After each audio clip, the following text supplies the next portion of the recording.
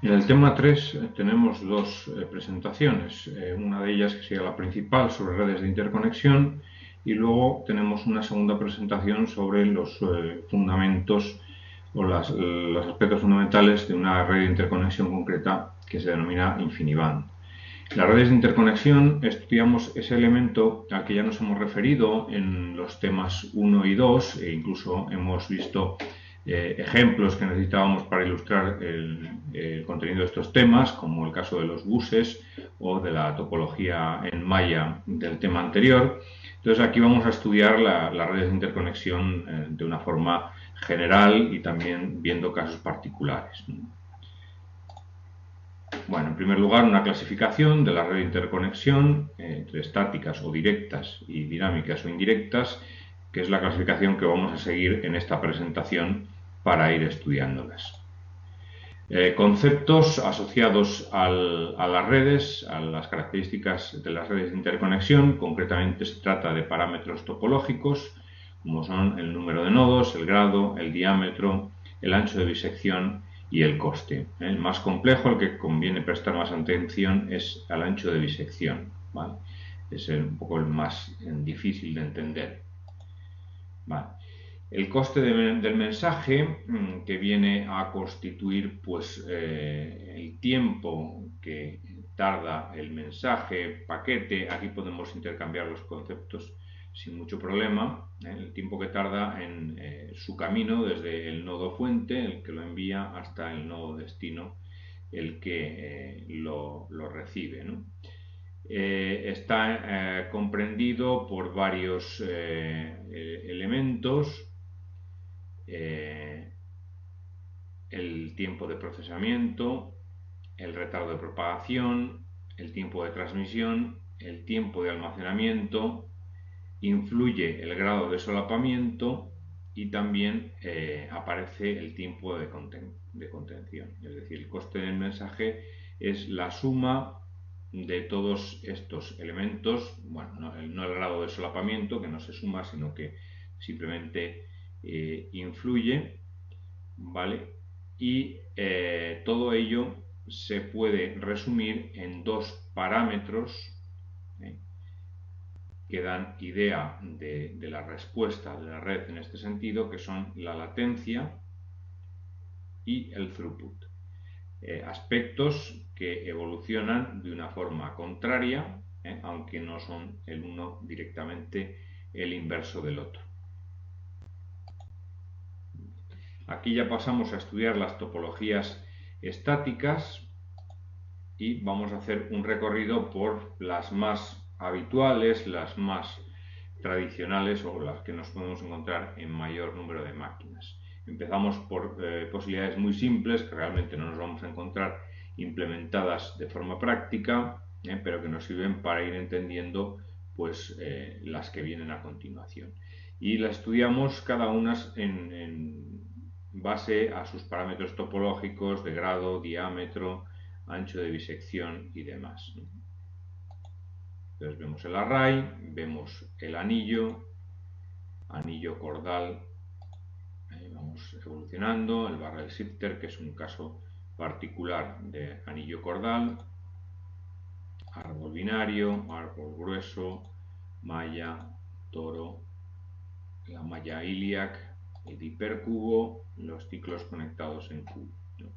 Y ahí pasaríamos a las topologías dinámicas, que también las clasificamos entre si son bloqueantes o no bloqueantes, si son monoetapa o si son multietapa.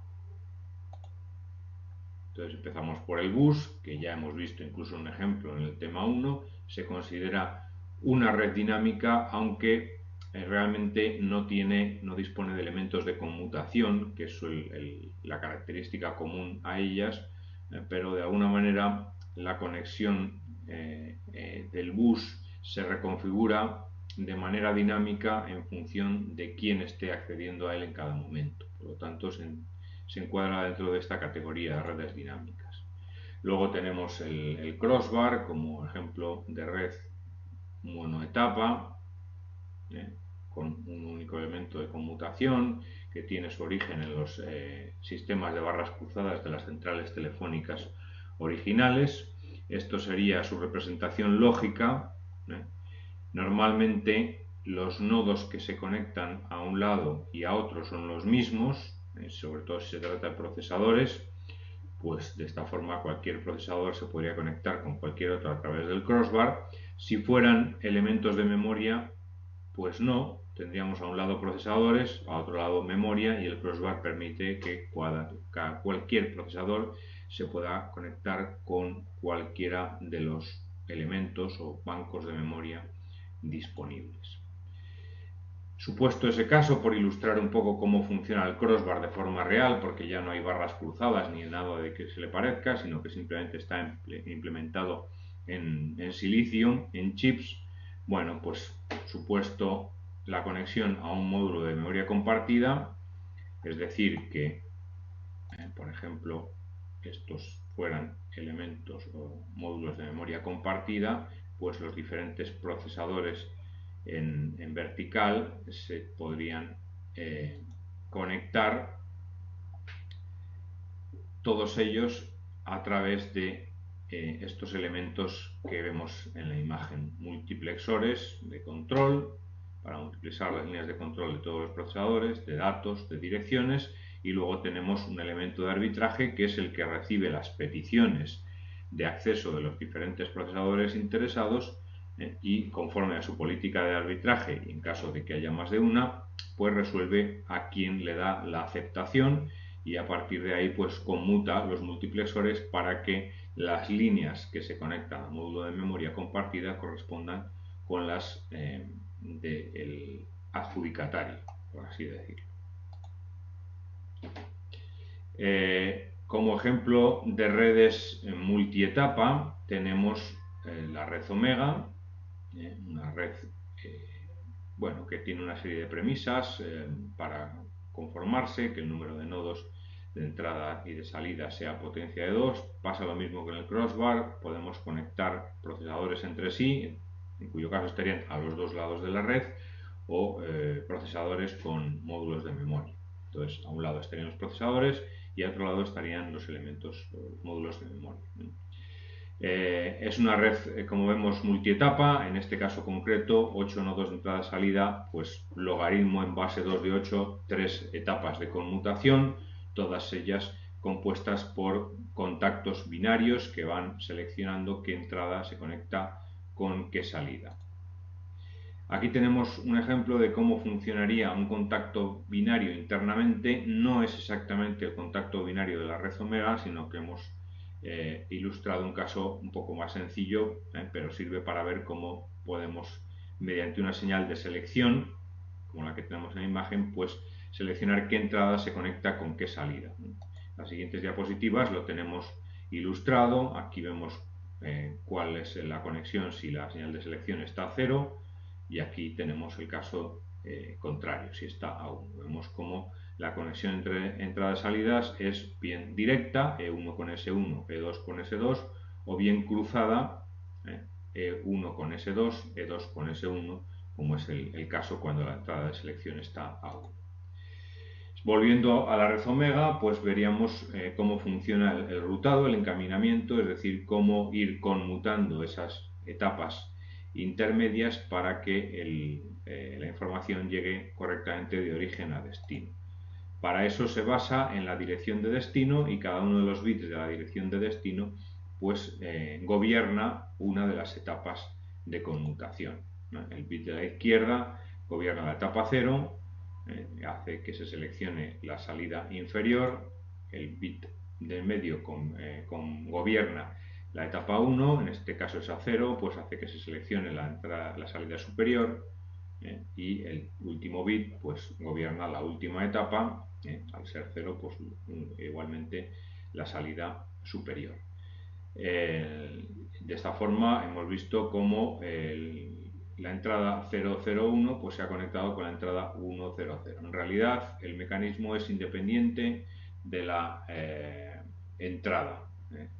Pues ahí se invita al alumno a que pruebe a arrancar de diferentes etapas aplicando este mecanismo y verá cómo llega siempre a la salida correcta. Bueno, aquí tenemos la red en mariposa, que tiene una estructura poco diferente, ¿vale? Está formada por contactos de 4 entradas con 4 salidas, ¿vale? Y bueno, pues forma este grafo característico que vemos en el centro y que parece pues un ala de mariposa. Hay que decir que en la red omega el número de entradas y salidas siempre es potencia de 2. Aquí es todavía más restrictivo porque la red mariposa escalaría a base de hacer mariposas con mariposas de tamaño más pequeño, con lo cual el número de nodos va escalando siempre en saltos mayores. Bueno, en cualquier caso, vemos aquí el rutado, que es similar al caso anterior, lo único que al ser los contactos no binarios, sino tener más entradas y más salidas, pues emplean más bits de la dirección de destino, en este caso 2, para gobernar la conmutación. Entonces, en el primer caso vemos que los bits valen 1, 0, que sería la tercera salida, ¿no? 0, 0, 0, 1, 1, 0 es la tercera, y en la siguiente etapa pues esos bits valen 0, 1, pues bueno, la segunda salida, ¿no? Y de esa forma llegamos a destino también independientemente del origen, como pasaba en la red omega. Bueno, aquí tenemos un árbol grueso conmutado que es, así como la red mariposa y la red omega, pues son soluciones más tradicionales, un poco más en desuso, pues en los nuevos sistemas o redes de conmutación, pues se recurre a través de switches a configuraciones que recuerdan a redes directas como la que hemos estudiado, el caso del árbol grueso, por ejemplo, ¿no? Entonces, los distintos niveles del árbol se van configurando mediante switches y del último nivel de switches colgarían los nodos, ¿no? Los procesadores, computadores que estemos conectando. No es exactamente el grafo que hemos visto del árbol grueso, pero se suele referir a él de esa forma, pues porque es la más similar, ¿no? También se puede dar lugar a hipercubos conmutados, en cuyo caso el grafo del hipercubo estaría formado por switches y luego de cada uno de esos switches colgarían un cierto número de nodos. Bueno, los encaminadores modernos son elementos relativamente complejos. Estamos hablando de encaminadores de redes estáticas, ¿vale? Redes directas como las que hemos visto en la primera parte. Así como en su momento estudiábamos en el tema 2 el encaminador del Intel Paragon, una máquina antigua, un encaminador sencillo, pues ahora la situación es bastante diferente, ¿no? Los encaminadores modernos actuales disponen de 3 tipos de elementos. En primer lugar, las colas de almacenamiento, que podrían ser de 3 tipos, de inyección, de tránsito y de consumo. En el Intel Paragon no había tales colas porque solamente había un pequeño buffer con capacidad para un flip. La interconexión, que va a ser siempre de tipo crossback ilimitado, porque hay conexiones que no están disponibles, no es todos con todos. Y el árbitro, que es el que toma las decisiones para el encaminamiento y la resolución de conflictos. Aquí tendríamos un esquema, como vemos la figura es similar al Intel Paragon, pero dentro con muchos más elementos, ¿no? Bueno, hablamos de las colas, de los encaminadores modernos, cómo funcionan, qué problemas podemos encontrarnos, el bloqueo de cabeza de línea, cómo podemos abordarlo.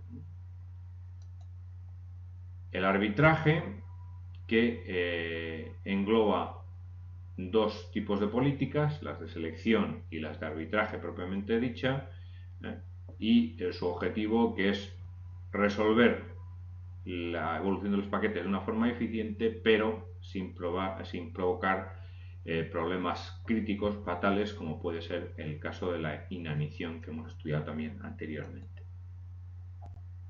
Bueno, estudiamos el arbitraje, las distintas políticas que se pueden aplicar y la selección. Políticas de selección y políticas de arbitraje. Bien. Bueno, pues esto sería la primera presentación y la otra que tenemos,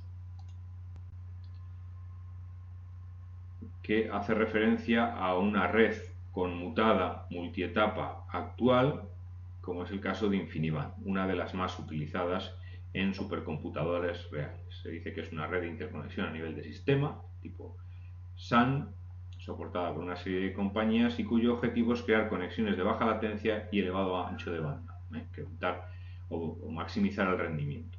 Obviamente está enfocada a sistemas de paso de mensajes. Bien.